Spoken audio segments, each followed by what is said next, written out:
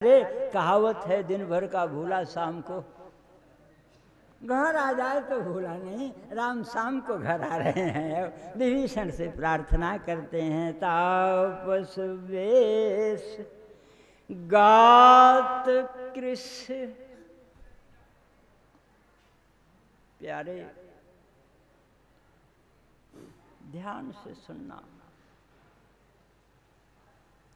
श्री राम ने गंगा जल तुलसी दल लेकर के सौगंध खाई थी तपस्वी वेश धारण करने की। कैकेयी माता ने वरदान मांगा है बहुत स्पष्ट शब्दों में, तापस वेश विशेष उदासी 14 वर्ष राम। ध्यान से सुनना। जिसने हाथ में गंगा जल तुलसी दल लेकर के तापस वेश धारण किया था, वह अपने व्रत से खिसक गया और श्री भरत का कोई संकल्प नहीं था, और आज वह उस उच्च स्थिति पर है जिनका दर्शन करने के लिए श्री राम लालायित हैं। तुलसीदास जी ने बड़े ही मार्मिक ढंग से कहा, जटाएं दोनों के सिर पर हैं। भरत के सिर पर भी है और राम के सिर पर भी है, लेकिन भरत के सिर पर जटा जूट सिर मुनिपटधारी और राम के सिर पर जटा मुकुट शीसन सुभग उर्भुज नयन विशाल।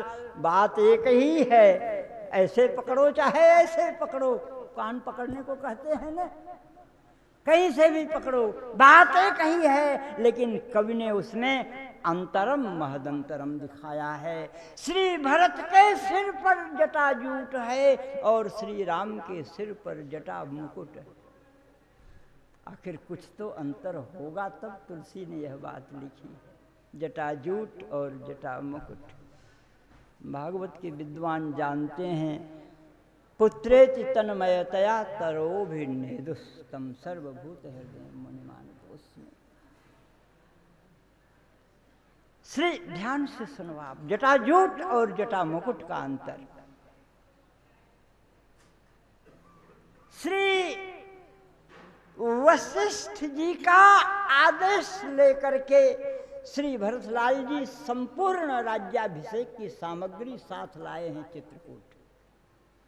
देव देव अभिषेक हित गुरु अनुशासन पाई, आनो सब तीर्थ सलिल तेहि कह काह रजाई।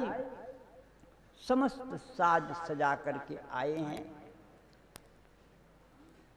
श्री राम ने अभिषेक स्वीकार नहीं किया। ध्यान से सुनना, जटा मुकुट और जटा जूट। राम ने आदेश कर दिया, जाओ अत्रि जी जैसा कहें वैसा कर दो, हो गई व्यवस्था सब।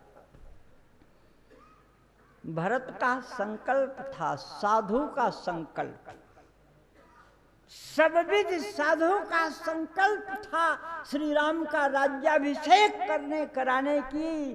तम सर्वभूत हृदयम जैसे है। श्री भरत ने देखा कि श्री राम हमारी तो नहीं चलने देते हैं, भरत कोल किरातों के हृदय में प्रवेश कर गए।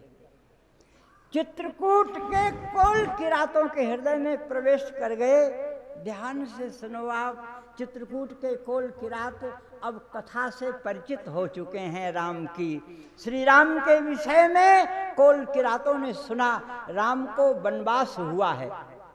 नहीं, गलत बात है।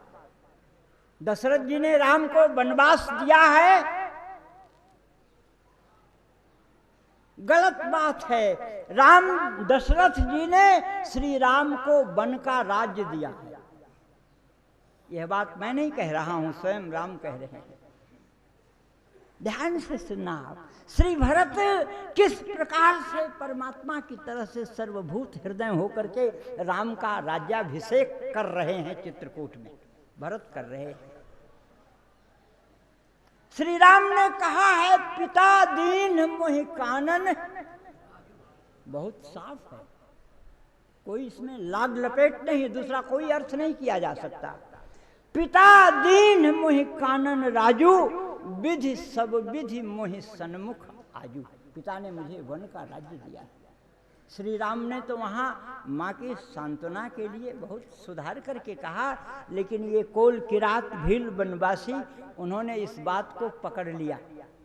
कोल किरातों की बनवासियों की पंचायत हुई, भाइयों श्री राम वन में आए हुए हैं, क्यों आए हैं? इनके पिता ने इनको जंगल का राजा बना करके भेजा है। तो जब ये वन में हमारे राजा बन करके आए हैं तो हम वनेतरों का कर्तव्य होता है कि हम इनका राज्याभिषेक करें। कौन कह सकता है कि गलत है? और राम की भी हिम्मत नहीं कि कह सकें कि गलत है, इसलिए कि कह चुके हैं पिता दीन मोहि कानन राजू। प्यारे, मैं साकेत महाकाव्य से बोल रहा हूँ। राष्ट्रकवि मैथिली शरण गुप्त जी ने लिखा है। बनचारी जो है पंचायत हुई इनकी, राम का राज्याभिषेक होना चाहिए। दशरथ जी ने इनको वन का राज्य दे करके भेजा है। फिर क्या था, वह अपना पंचांग निकाले। मालूम है उनको, जोग लगन ग्रह बार तिथि, वनवासियों का अपना पंचांग मोटा मोटी जिसको कहते हैं पूर्णिमा की तिथि, पूर्णिमा की तिथि निकल आई। पूर्णा मानी गई है, पंचमी दशमी पूर्णिमा पूर्णा तिथि है। साकेत महाकाव्य में मैथिली शरण गुप्त जी लिखते हैं, बनचारी जन जुरे जोर कर डालियां, नृत्य गान रत हुए बजाकर तालियां। समस्त चित्रकूट वन प्रांत के, दंडकारण्य के, दूर और सुदूर के सभी वनवासी जो हैं फल मूल उपहार ले ले करके डालियों में आए और नृत्य गान होने लगा। श्री राम की समझ में नहीं आ रहा है कि आज हमारा कौन सा जन्मोत्सव का दिन है, कि कोई उत्सव है कि महोत्सव है, क्या बात है, कैसा उत्सव मना रहे हो? राम ने पूछा, भाइयों आज यह नृत्यगान कैसा हो रहा है? वनेचरों ने कहा, मेरे नाथ हम आपका राज्याभिषेक करेंगे। राम ने कहा, राज्याभिषेक? उनका हाँ, राज्याभिषेक करेंगे। श्री राम ने कहा, राज्याभिषेक की तो बहुत बड़ी तैयारी हमने अयोध्या में देखी। श्री गुरु जी ने आदेश दिया था, आनहु सकल सुतीर्थ पानी, समस्त तीर्थों का जल। तुम लोगों के पास कितने तीर्थों का जल है? मेरे प्यारे ध्यान से सुनो, आप इतना बढ़िया लिखा है।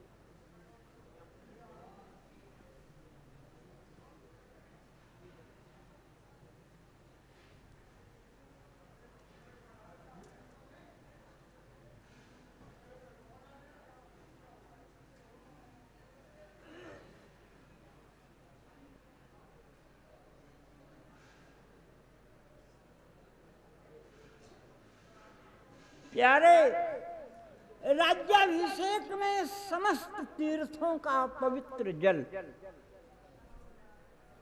कोल किरातों से पूछा भगवान श्री राम ने, आप लोगों के पास कितने तीर्थों का जल है? ध्यान से सुनो आप। कोल किरात कहते हैं, लेकर पवित्र नेत्र नीर रघुवीर धीर, वन में तुम्हारा अभिषेक करें आओ तुम। इनके पास लेकर पवित्र नेत्र नीर, कोटि कोटि तीर्थ न्यौछावर हैं। भक्तों के जो प्रेम को आंसू, वाको जग में मोल न। उस तीर्थ का जल ले आए हैं, लेकर पवित्र नेत्र नीर रघुवीर धीर, वन में तुम्हारा अभिषेक करें आवो तुम। छत्र चाहिए, चौर चाहिए, चदोवा चाहिए, ये सब ठाट राजाओं के राज्याभिषेक के हैं। तुम लोगों के पास तो कुछ दिखता नहीं है। कोल किरातों ने कहा इतना बड़ा चंदोवा जो अयोध्या में भी मयस्सर नहीं होगा।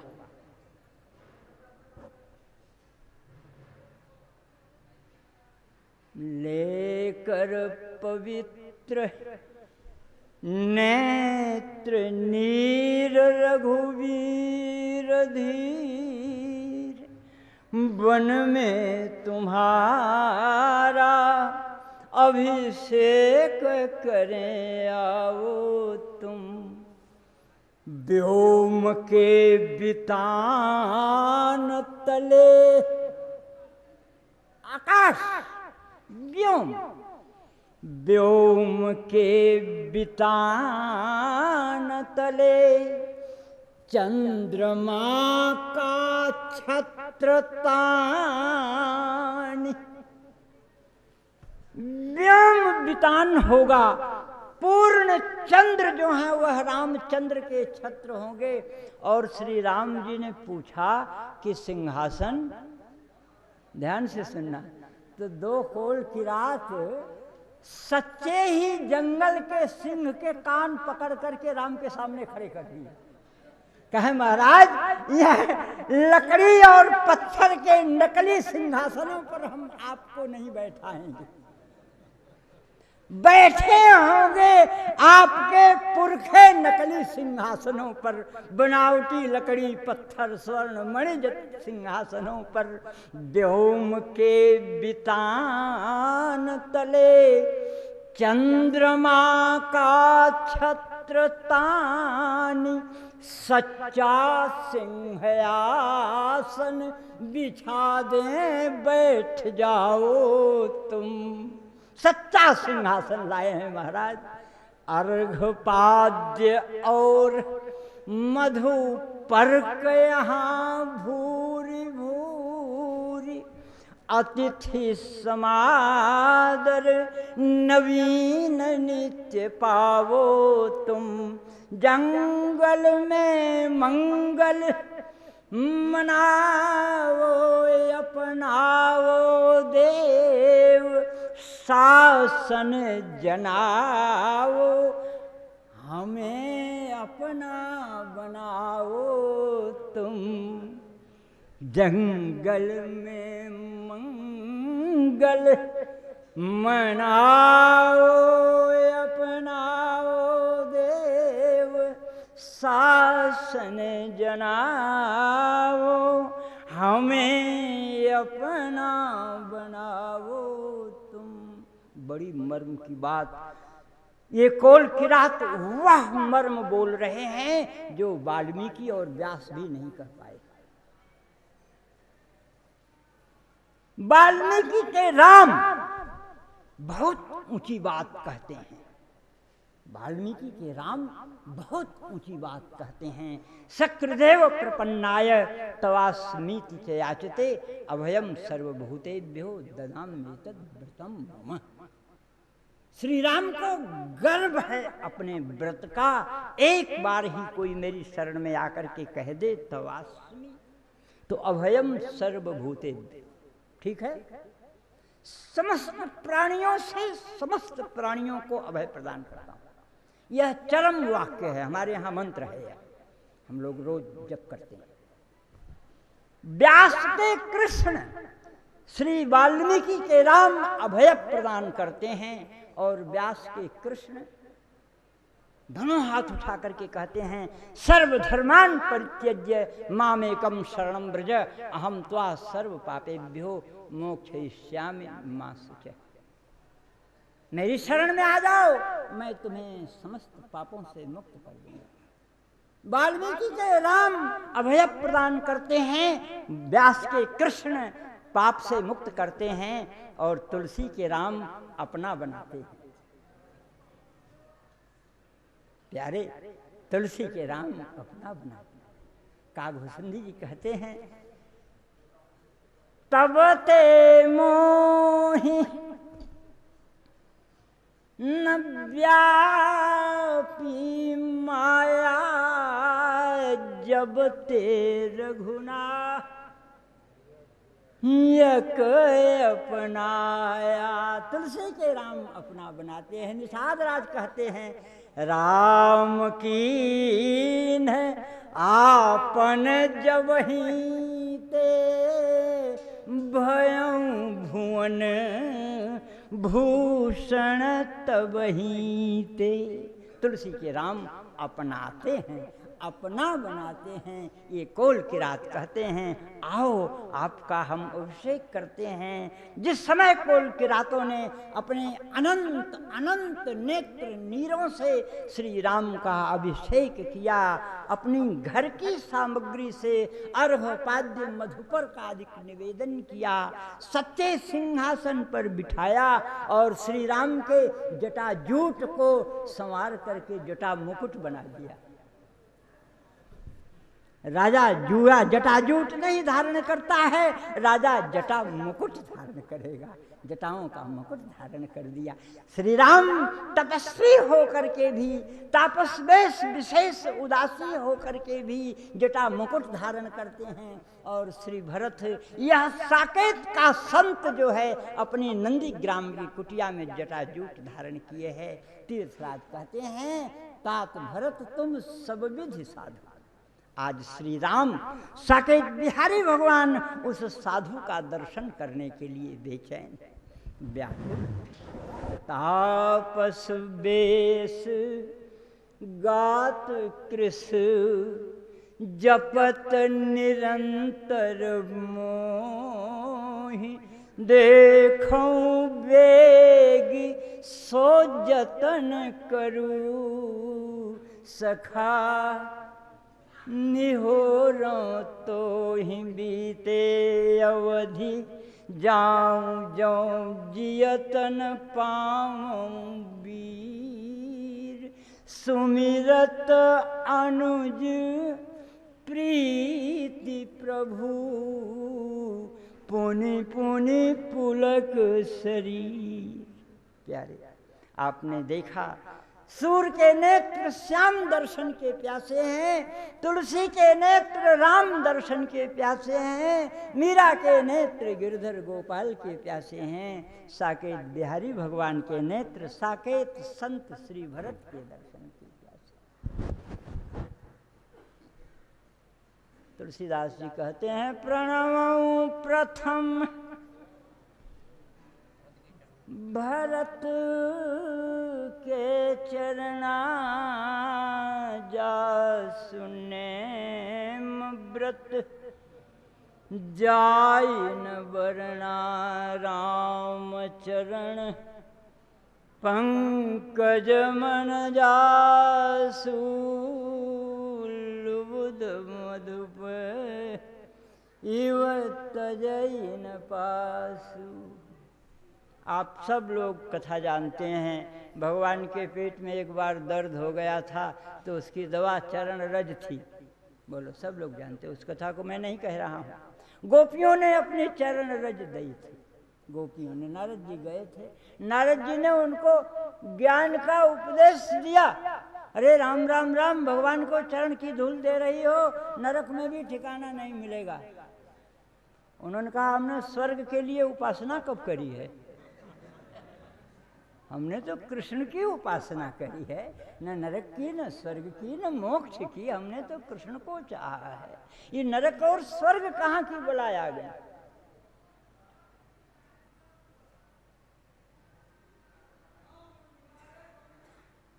प्रेम पत्तन से बोल रहा हूं। प्रौढ़ अज्ञान, नारद जी ने कहा तुम लोग मूर्ख हो, तुम लोगों को इतना भी धर्म कर्म नहीं मालूम है। नारद जी पंडित हैं ना, ब्रह्मा के बेटा हैं, वेद पढ़े हैं। गोपियों ने चरण धूल दही उठा करके नारद जी की पूरी पोट बंध गई, इतनी धूल दही। नारद जी ने कहा कितनी बेवकूफ हैं यह। हमारे शास्त्रकार कहते हैं कि प्रौढ़ प्रेममयम भाति यद ब्रजे ब्रजवासिनाम अज्ञानम तद विज्ञानाम विज्ञानात अधिकम मतः। अज्ञान। यह वह राज्य है जहां अज्ञान जो है वह विज्ञों अभिज्ञों के विज्ञान से भी बढ़ करके होता है। प्रौढ़ प्रेममय, यह गोपियों का प्रौढ़ प्रेम था, परिपक्व प्रेम था। नारद आदि तो अभी चेला भी बनने लायक नहीं है, चेला भी कहने लायक नहीं है। प्रौढ़ प्रेममयम भाति यद ब्रजे ब्रजवासिनाम, ब्रज में ब्रजवासियों का जो प्रौढ़ प्रेम है, अज्ञानम जिसको यह अज्ञान कह रहे हैं, वह तद अभिज्ञानाम जो अभिज्ञ हैं, समस्त वेद के, शास्त्र के, पुराण के, स्मृति के, संहिता के और शास्त्र ग्रंथों के ज्ञाता विज्ञाता व्याख्याता हैं, उनके विज्ञान से भी करोड़ गुना श्रेष्ठ है यह अज्ञान। ऐसे अज्ञान को हम कोटि कोटि प्रणाम करते हैं और कामना करते हैं। आपने सुना होगा, उसी प्रकार का कलंक श्री भरत ने सहा। एक कथा सुना दूं आप लोगों को। भरत पूज्यपाद श्रीमद् गोस्वामी श्री तुलसीदास जी श्री राम गीतावली में वर्णन करते हैं। राजकुमार हैं, चक्रवर्ती महाराजाधिराज श्री दशरथ राजकुमार हैं, बहुत बड़े बाप के बेटे हैं राजा महाराजा। इनके सामान्य कार्य भी यह सब राजकीय विधि से होते हैं। यह नहीं छोरा कहाँ गया है पता ही नहीं है, ऐसा नहीं, आदेश लेना पड़ता है। चक्रवर्ती महाराजाधिराज श्री दशरथ जी से आदेश लेना पड़ता है।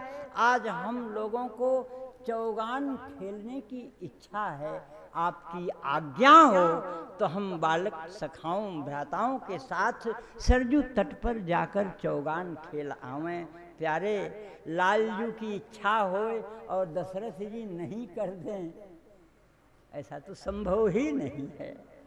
मुहर लग जाती है महाराज की, हाँ आदेश है, लेकिन साथ साथ पूरी श्री अयोध्या में घोषणा कर दी जाती है, लाल जी चौगान खेलने के लिए जा रहे हैं अपने समस्त सखा परिकरों के साथ। आप लोग सब चलो वहाँ उपस्थित हो। बाजे बजते हैं, उत्सव मनाए जाते हैं, द्वार सजाए जाते हैं, बहुत बड़ा समारोह हो रहा है। प्यारे जब अयोध्या में बाजे बजे तो ऊपर वाले भला कब चुप रहने लगे, वह भी अपनी डफली बजाना शुरू किए, मिलाया अपनी बहती गंगा में हाथ धोना शुरू किए, बाजे बजे साहब। सुनिए पूज्यपाद श्रीमद् गोस्वामी श्री तुलसीदास जी के शब्दों में, सरजू तट पर सभी लोग एकत्रित हैं, खेल प्रारंभ होना है चौगान का।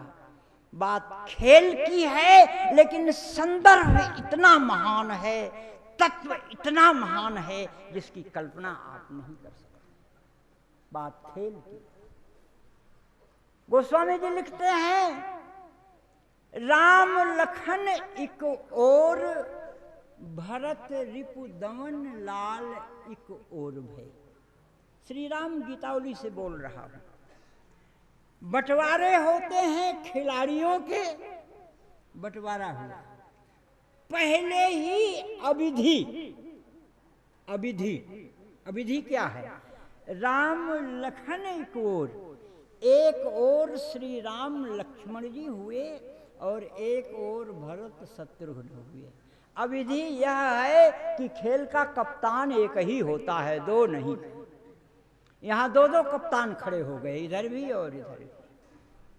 प्यारे यह तात्विक बात है। लक्ष्मण को राम से कोई अलग नहीं कर सकता, शत्रुघ्न को कोई भरत से अलग नहीं कर सकता। तात्विक बात है। मैंने आपसे निवेदन किया था, श्री लक्ष्मण जागृत अवस्था के विश्व विभू हैं, शत्रुघ्न स्वप्न अवस्था के तेजस विभू हैं, श्री भरत सुषुप्ति अवस्था के प्राज्ञ विभू हैं और श्री राम तुरीयावस्था के अंतर्जामी विभू हैं। राम और लक्ष्मण एक साथ क्यों, भरत और शत्रुघ्न एक साथ क्यों, इसका समाधान बिना तात्विक दृष्टि के दूसरा कोई हो नहीं सकता है। जागृत अवस्था से ही तुरीय में प्रवेश संभव है, स्वप्न या सुसुप्ति से नहीं। जागृत साधकों की बात है, जागृत अवस्था से ही तुरीय में प्रवेश संभव है, स्वप्न और सुसुप्ति से तुरीय में कोई प्रवेश नहीं कर सकता। इसलिए जागृत के विभू लक्ष्मण और तुरीय के विभू श्री राम साथ साथ रहते हैं। स्वप्न अवस्था